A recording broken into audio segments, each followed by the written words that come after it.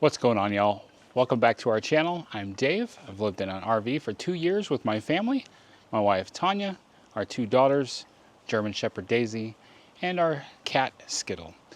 We live in our RV, travel on the road, and we make these videos to share with y'all so you can experience what life is like living in an RV. Right now, it's cold because I know winter doesn't technically start till December 20th, but winter's here. And from what I can see, it's pretty much everywhere in the United States right now. So I thought that I would share with you real quick some tips that can help you to make it through the winter, even if you don't live full time on the road. Say you just took a weekend trip out and got caught by surprise by some extraordinarily cold weather. There are some things you can do. You don't necessarily need the heated hose in order to survive.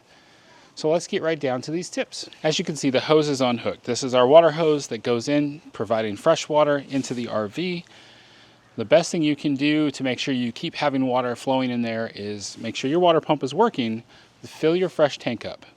Hopefully you're not freezing all day long. You may freeze for a couple of days, but typically a lot of the places where you would have got caught off guard, your freeze is only gonna happen in the early hours of the morning. So fill that fresh water up during the early afternoon when you've got some sun and it's a little bit warmer. I actually just did that recently. That's why we see some water down here on the ground. I made sure my fresh tank is topped off for tonight and into tomorrow. And then the second thing is that you don't want your stinky slinkies to have any water in them.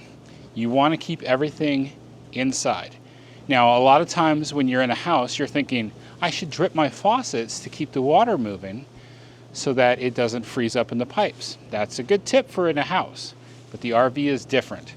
Once I've disconnected these water pipes, everything is internal and should be heated. I have an insulated, covered bottom to the RV, and my furnace, if my furnace is running, which is right here, that will keep heat to all the pipes and tanks underneath. So you don't want to drip the faucets because you'll use up your water and you'll use up your gray tank space. You don't want to use that up. So make sure you just get that out of your head for when you're in an RV. Because one of the things that can happen, say you leave your gray tanks open and you drip your faucets. I've done it, don't feel bad. In fact, someone else has done it if you watch this clip right now. This is frozen salt, like it's just a giant icicle. Check that out. So we're just gonna leave that right there like that. That was Nathan from Less Junk More Journey, and he had to go through this as we had a crazy freeze around Christmas time last winter. I'll put a link up here to that exact video so you can watch all of his adventures in the freezing cold that he went through while living full-time in his RV. And I'll make sure to put a link down in the bottom too for that video. But as you can see, having this stinky slinky completely frozen solid is not gonna help you at all, because what you're going to want to do, like I said, next day you're going to want to be able to come out and empty it. And if it's got ice all the way through the stinky slinky, it's not going anywhere. And then you reach a point where you, your family, whoever's in the RV, taking showers, next thing you know, you're overrunning the gray tank and you're overrunning the shower. You don't want that. So just a little while ago I was out here, I dumped out both of my main gray tanks for my kitchen sink and for my shower. And then I noticed that my hoses, my stinky slinky hoses, kind of they're low down and have to go uphill to drain. So I actually unhooked them and I made sure that they were completely drained out. So as we go into our freeze tonight, nothing will freeze in there. I mean, sure, there will be little fragments at the bottom, but it will be hollow and open so that tomorrow, when I have a chance, when the sun is shining, I can dump them again, because you don't want to have to come out here and figure out something like pour hot water on it or put a space heater next to it. Yeah, that was me last winter.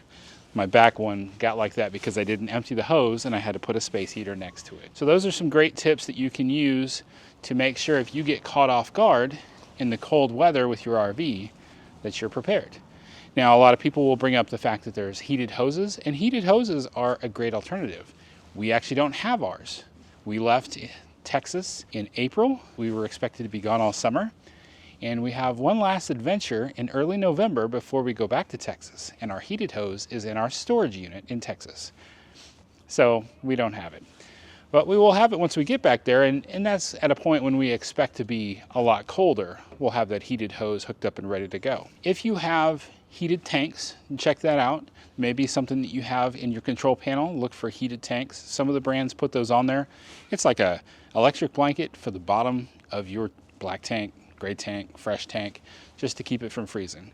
Our brand doesn't do that. We actually have one of the strongest furnaces they make for RVs, and we have one dedicated like ventilation hose that goes specifically for where majority of the tanks are, just blowing hot air in there.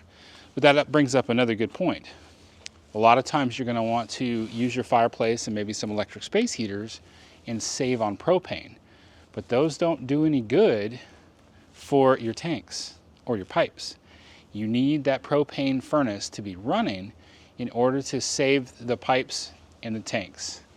Otherwise, you wind up with a mess of possibly a broken pipe or a cracked tank. You definitely don't want that. I want to talk to you and show you guys our space heater.